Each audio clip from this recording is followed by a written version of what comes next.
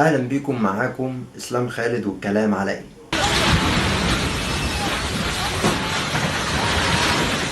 Earthquake rocked southern Turkey and neighboring Syria earlier. زي ما انتوا شفتوا في الفيديوهات اللي فاتت، احب طبعا اعزي اهل سوريا واهل تركيا واقول لهم ان شاء الله تكون اخر الاحزان. ونيجي بقى دلوقتي عند الزلزال المصري.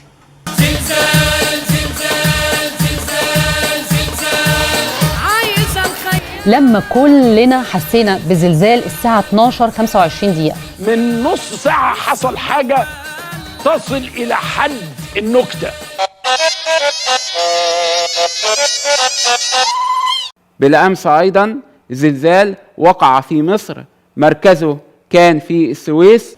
ومن هنا الدنيا اتقلبت، ما بقيناش عارفين هل الزلزال موجود ولا لا، حصل ولا ما حصلش، لغايه لما الزلزال زهق وما بقاش عارف هو موجود ولا مش موجود. انا مش عارف انا كنت فين، انا مش انا شكلي كده خدت خازوق مغري.